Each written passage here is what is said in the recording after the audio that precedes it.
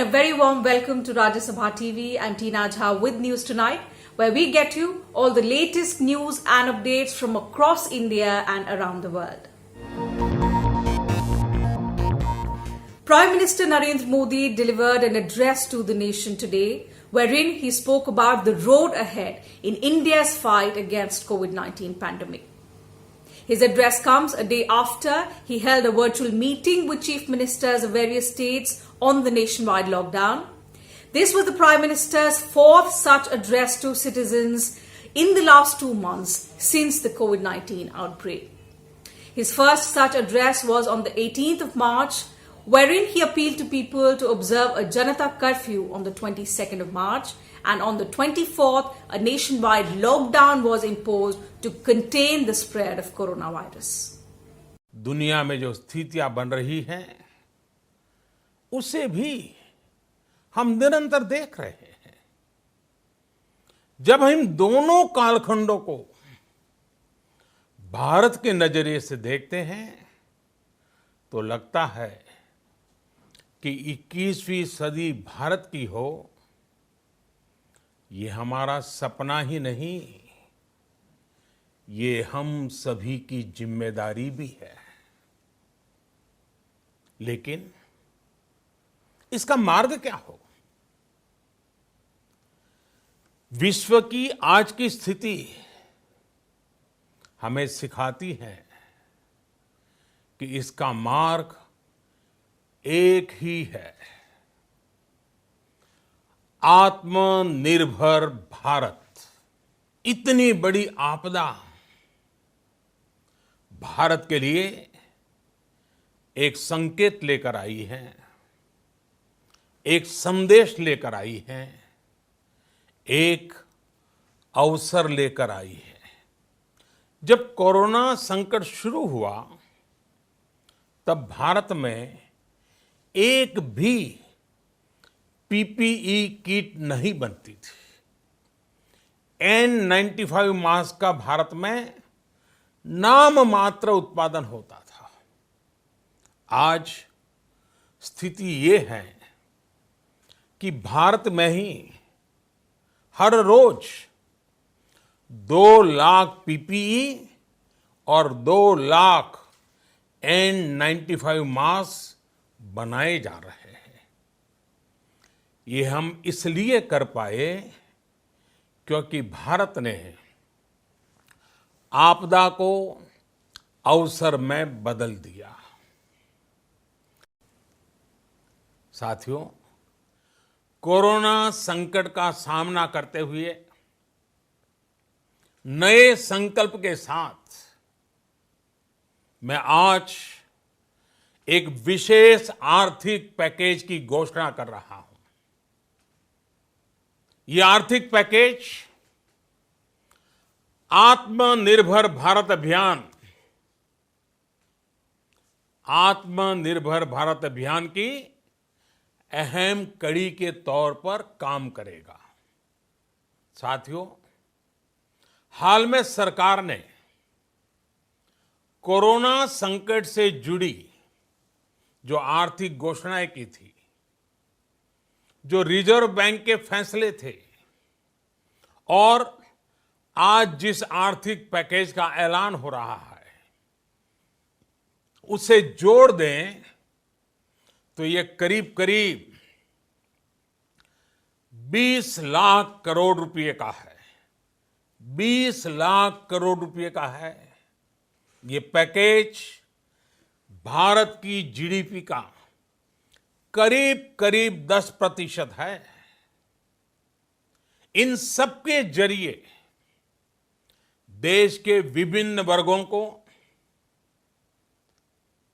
आर्थिक व्यवस्था की कड़ियों को 20 लाख करोड़ रुपए का संबल मिलेगा, सपोर्ट मिलेगा। 20 लाख करोड़ रुपए का एक पैकेज 2020 में देश की विकास यात्रा को 20 लाख 2020 में आत्मनिर्भर भारत अभियान को एक नई गति देगा। आत्मनिर्भर भारत के संकल्प को सिद्ध करने के लिए इस पैकेज में लैंड, लेबर, लिक्विडिटी और लॉज सभी पर बल दिया गया है। ये आर्थिक पैकेज हमारे कुटीर उद्योग, गृह उद्योग, हमारे लघु मंझोले उद्योग, हमारे एमएसएमई के लिए हैं, जो करोड़ों लोगों की आजीविका का साधन है, जो आत्मनिर्भर भारत के हमारे संकल्प का मजबूत आधार है। Prime Minister Narendra Modi has asked chief ministers of all states and heads of all union territories to share their plans to deal with the coronavirus situation in their respective states. In his fifth interaction with the chief ministers via video conferencing since the beginning of the lockdown, Prime Minister Modi said the suggestions made by the states for a roadmap on economy have been given due consideration. In his interaction on Monday, Prime Minister Modi asked the chief ministers to share a broad strategy by 15th May on how to deal with the lockdown situation in their states. He called for an all-encompassing approach to deal with various challenges, adding that India is facing a twofold challenge to reduce the transmission rate of the disease and to increase public activity gradually while adhering to all the guidelines. Effort should be to stop the spread of COVID-19 to rural areas, said the Prime Minister. He added that the world has fundamentally changed post-COVID-19 and we must all plan for the new reality. He asserted that India must leverage the opportunities that arise in the post-COVID era. The Prime Minister said that the new way of life would be on the principle of Jan se lekar Jag tak, meaning from an individual to the entire humanity. Prime Minister emphasized on new models of teaching and learning in the education sector. He also spoke about new contours for the domestic tourism industry. The Prime Minister said that resumption of rail services is needed to boost the economic activity and added only a limited number of trains would ply. The Prime Minister also thanked the chief ministers for their proactive role in the country's fight against COVID-19. The chief ministers in turn highlighted the need to strengthen the medical and health infrastructure in the country. Several of them pointed out the need for stricter implementation of sanitization and social distancing guidelines due to the return of migrants from other states. They also highlighted the need for compulsory quarantining of stranded Indians returning from abroad. The chief ministers, in their suggestions on economy, have sought support to MSMEs, infrastructure projects like power, easing of interest rates on loans, and assured market access to agricultural produce. Bureau Report, Rajya Sabha TV. The number of COVID-19 cases in the country have crossed 70,000. According to the Union Health Ministry, the COVID-19 tally in the country touched 70,756 on Tuesday, with over 46,000 patients currently under active medical supervision and nearly 22,000 patients with COVID-19 infection being cured and discharged so far. 2,293 people have lost their lives due to the pandemic. More than 3,600 new infections and 87 deaths were reported in the last 24 hours. Over 1,500 patients were cured in the same period. Most of the new cases came from states like Maharashtra, Gujarat, Tamil Nadu and Delhi. While Maharashtra had 23,401 COVID-19 patients and 868 deaths, Gujarat reported 8,541 cases with 513 deaths. Tamil Nadu had 8,002 cases. In the last 24 hours, the state reported its highest cases with 798 new patients, while Delhi has over 7,000 cases of COVID-19 so far. While the new cases jumped from 60,000 to 70,000 in just 2 days across India, the country's recovery rate remains steady at nearly 31%. The death rate is 3.2%. In the final week of the third phase of the nationwide lockdown, various states across the country have begun relaxing norms. The third phase of the lockdown is due to end on the 17th of this month. Rajasthan on Tuesday became the first state to allow free movement of people within the state between 7 am and 7 pm, except in containment zones. The Telangana government, on the other hand, extended the lockdown till 29th of May, but has eased restrictions for private companies and industries in the Greater Hyderabad Municipal Corporation area, which is a red zone. The state government is continuing night curfew in all 33 districts. In Gujarat, the state government made the delivery of essential goods to home cashless from the 15th of May, becoming the first state to do this. In Uttarakhand, the state government allowed shops to function between 7 am and 4 pm for an extra 3 hours from this week. Karnataka also allowed the sale of liquor in hotels, bars, restaurants and clubs at retail prices till the 17th of May through takeaway facility only. The Punjab government increased curfew relaxation time. Shops, except those in coronavirus containment zones, can now operate from 7 am till 3 pm. Meghalaya also allowed shops to reopen and vehicles to ply across the state. All passenger vehicles have been asked to run with 50% occupancy. The state government has also permitted automobile and stationery shops to resume business while adhering to social distancing norms. Meanwhile, Delhi Chief Minister Arvind Kejriwal on Tuesday invited suggestions on how much the lockdown should be eased post the 17th of May when the third phase of the lockdown ends. He's asked people to send their suggestions on WhatsApp, email or on call by 5 pm on Wednesday. The Delhi government had earlier allowed veterinary hospitals, clinics, pathological laboratories, sale and supply of vaccines and medicines. It had also allowed the opening of shops that either sell educational books for children or electric fans. The state government has also allowed interstate travel of health workers, lab technicians and scientists. With 406 fresh cases reported on Tuesday, the number of confirmed coronavirus cases in the national capital has reached 7,233. क्या lockdown में ढिलाई दी जानी चाहिए? अगर ढिलाई दी जानी चाहिए तो कितनी ढिलाई दी जानी चाहिए? किस किस क्षेत्र में ढिलाई दी जानी चाहिए? क्या बसें चालू होनी चाहिए? क्या मेट्रो चालू होनी चाहिए? क्या ऑटो चालू होनी चाहिए? टैक्सी चालू होनी चाहिए? आपको क्या लगता है कितनी ढिलाई दी जानी चाहिए? ढिलाई दी जानी चाहिए कि नहीं ढिलाई दी जानी चाहिए? जो अच्छे सुझाव लगेंगे उन सब सुझावों को लेके एक्सपर्ट से बात करके, डॉक्टर से बात करके, सभी लोगों से बातचीत करके हम दिल्ली वालों की तरफ से परसों फिर एक प्रस्ताव बना लेंगे और परसों हम अपना प्रस्ताव केंद्र सरकार को भेज देंगे. However, Kerala, which has seen a new spurt of cases with expats returning, has decided against any relaxation for the time being.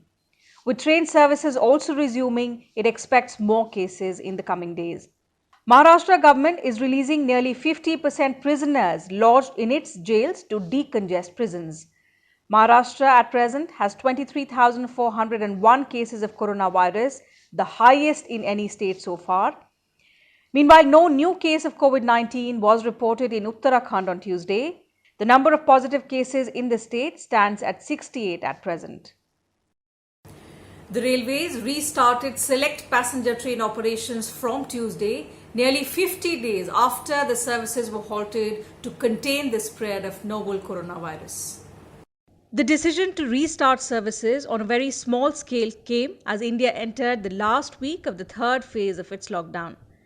The Ministry of Home Affairs issued a standard operating procedure for movement of people by trains. All 15 special trains will have only first, second and third air-conditioned coaches. The fare structure of these trains is similar to the regular timetable Rajdhani trains. Reservation for these trains will be available only through the IRCTC website.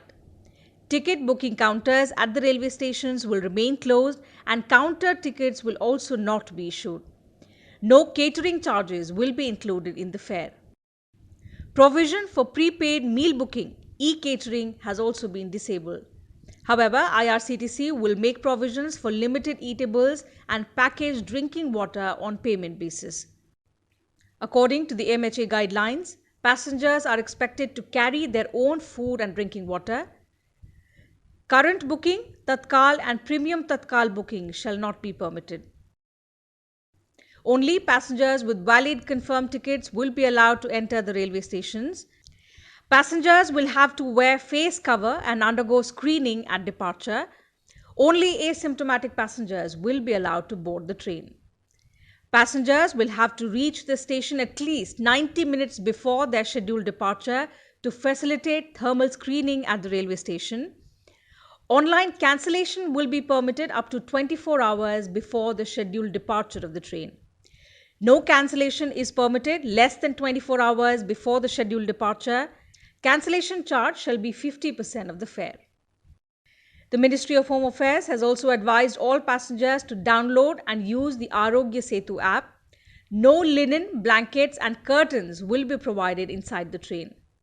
Passengers are advised to carry their own linen for their travel. As per the guidelines, movement of the passengers as well as the driver of the vehicle transporting the passenger to and from the railway station will be allowed on the basis of the confirmed e-ticket. All passengers shall be provided hand sanitizer at entry and exit points at stations and also in railway coaches. During boarding and travel, all passengers will have to observe social distancing. Upon arrival at their destination, the travelling passengers will have to adhere to health protocols as prescribed by the destination state or union territory. The railway said operations will be expanded gradually over the coming days and more special services on new routes will be announced. This, however, will be done based on the available coaches, as 20,000 coaches are reserved for COVID-19 care centres. An adequate number of coaches are reserved to enable operation of up to 300 trains every day as Shramik Special for stranded migrants. On the 6th day of the first phase of India's biggest ever repatriation exercise, 13 special evacuation flights are scheduled to bring back more than 800 stranded Indian nationals from across different parts of the world. Stranded Indians are being brought back from the United States, UK, Bangladesh, Singapore, Saudi Arabia, Kuwait, Philippines, UAE and Malaysia. In the last 5 days, the government has brought back 6,037 Indians. For this, Air India and Air India Express have operated 64 flights to 12 countries under the Vande Bharat mission. The mission was launched on the 7th of May to bring back close to 15,000 stranded Indians by the 13th of May. The second phase of Vande Bharat mission will be launched from 16 to 22nd May. It will bring back Indians from as many as 31 countries. The government will operate 149 flights to complete the mission. Vande Bharat mission will continue for the next phase, and this second phase will begin on 16 May and it will end on 22nd May. According to information available to me, there might be 149 flights that will be flying between India and 31 other countries. And I can tell you the important countries from where people will be evacuated in this phase, that is USA is 13 flights will come from USA. From UK 9 flights will come, from United Arab Emirates 11 flight will come, from Canada 10 flights will come, from Saudi Arabia 9 flights will come, and from Russia 6 flights will come. So, according to information available to me, there might be around 30,000 people who may be evacuated in this phase. And what is the next phase? It may depend on the number of applicants, but what is the information that there may be many more phases, so that people from many countries can come back to India. As part of Operation Samudra Setu, Indian Navy's ship INS Magar carrying 202 Indians from Maldives arrived in Kochi on Tuesday evening. It had left Maldivian capital Malé on Sunday. The ship had repatriated 698 citizens to India on the 10th of May in its first sortie. In its second trip on the 15th of May, INS Jalashwa will evacuate 700 people from Maldives to Kochi. Both ships are bringing back stranded Indians by sea during the COVID-19 pandemic. India's biggest car maker, Maruti Suzuki India, resumed operations at its Manesar plant in Haryana on Tuesday.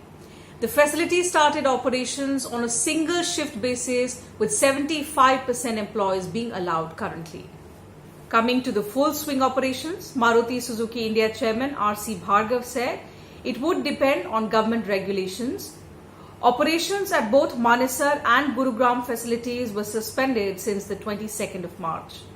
Maruti Suzuki India Limited has also changed its mode of sales. The company said they have formulated a comprehensive standard operating procedure for the safety of customers, which will be applicable to its dealers across the country.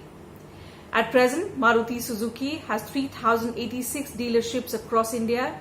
Of these, 600 showrooms have already been opened. The World Health Organization's chief scientist Soumya Swaminathan has praised India for keeping the number of cases as well as the death rate due to coronavirus very low compared to various other countries across the world. Swaminathan, who served as Director General of the Indian Council of Medical Research, said, "There are bigger challenges in India in terms of overpopulation, overcrowding in many of the urban areas, and poor access to healthcare facilities in some of the rural areas." She compared COVID-19 pandemic to a marathon and said the whole world has to be prepared for the ongoing transmission of infection for many, many months and for perhaps many years to come. I would like to commend and congratulate Honorable Minister and colleagues for having contained so far the COVID pandemic in India and having kept both the number of cases and the number of deaths very low compared to other countries. However, we know that this is a marathon that we're running. It's not a sprint. And India and in fact the whole world has to be prepared for ongoing transmission of infection for many, many months and perhaps years to come. Swaminathan also said India will play an important role in the development of a vaccine for COVID-19. She said the aim is to get the vaccine in a year or so, or even less if possible, which could happen by global collaboration. I'm aware that there are many, many vaccine candidates that are being developed in India, some in partnership with other groups and some on their own. And I'm very optimistic that some of these will be successful. I would just like to add that I think global collaboration in this situation would really help and not hinder the development. We need competition, but we also need collaboration. We need the sharing of knowledge, resources, tools, assays, and also the sharing of a pooling of ideas in order to do clinical trials more effectively. We need the regulators to come on board. However, she said that it is not just enough to develop and test the vaccine, but it is also crucial to manufacture it, scale up procurement, and get health systems to vaccinate populations. She added that the most vulnerable people to whom the vaccine should be first administered must also be identified like the frontline workers. Walking down the path of economic revival, countries around the world are now in various stages of lifting lockdown restrictions imposed due to coronavirus. About half of Spain is now in its second phase of lockdown exit. Bars and cafe terraces are open and residents are moving freely around their province. In regions designated safe, further restrictions have been eased. Shops, libraries, museums, gyms and hotels are now open with limited capacity and strict hygiene rules. France ended its COVID-19 related restrictions nationwide on Monday. Shops, factories, public transportation and some schools reopen. People are leaving their homes, attending funerals and travelling to take care of the sick. Wearing masks in public transport and social distancing is mandatory. The UK government on Monday eased some restrictions as well. People working in food production, construction, manufacturing, logistics, distribution and scientific research in laboratories have been allowed to return to the workplace this week. Germany has also eased some lockdown restrictions on social and commercial activities. Pubs, gyms and cafes are now open in certain parts of the country, while other states are only allowing shops to reopen. Russia is also easing coronavirus lockdown measures despite a surge in infections. Construction, industry, agriculture, communications, energy and mining activities resumed from Tuesday. Singapore took its first steps towards relaxing lockdown. On Tuesday, hairdressers resumed work, laundry services and shops selling pet supplies also resumed business. Dining in restaurants and schools are still closed. South Korea is set to reopen schools in stages starting 13th of May. High school students can attend classes from Wednesday, while younger students will resume school in stages between 20th of May and the 1st of June. The government also relaxed distancing rules since the 6th of May. Globally, COVID-19 deaths are over 287,600, while over 4.2 million cases have been reported from across the world. The United States heads the list with the highest number of COVID-19 deaths at 81,795 and over 1.3 million cases. It was on 13th May 1952 that Rajya Sabha held its first sitting after it came into existence on 3rd April 1952. On the eve of the 68th anniversary of this historic moment, Vice President and Rajya Sabha Chairman M. Venkaiah Naidu has given his insight into the need of the upper house. In an article in English daily The Hindu, Venkaiah Naidu said, the proposal for the Rajya Sabha as a second chamber had a severe scrutiny in the Constituent Assembly. The article, titled The Need for a Second Chamber, says, the federal character of a nation can be reflected in and secured by a bicameral legislature. The Rajya Sabha chairman says that opponents in the Constituent Assembly asserted that the upper house was not essential and would be a clog in the wheel of progress. It was also viewed as an obstruction to quick lawmaking. Proponents of the idea, on the other hand, felt that the upper house will introduce an element of sobriety and second thought. It was also proposed as a check on hasty legislation and to hold dignified debates on important issues. The chairman's article summarizes that the mandate of the Rajya Sabha is to revise or delay legislation without becoming a clog in the wheel of progress. It was intended to represent the interests of the states as a federal chamber and be a deliberative body holding high-quality debates on important issues. External Affairs Minister S. Jaishankar on Tuesday held his first virtual joint commission with Denmark Foreign Minister Jeppe Kofod, during which both leaders renewed bilateral ties. In a Twitter message, S. Jaishankar said, discussions strengthen focus on clean technology, urbanization, renewable energy, green solutions and food processing.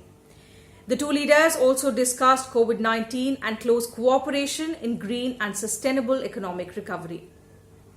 In a Twitter message, Kofod also said that prospects of green strategic partnership between the two countries holds great potential. And that's it from us in this bulletin. Thank you very much for your time. Stay safe, take all necessary precautions as being advised by the government. Thank you once again.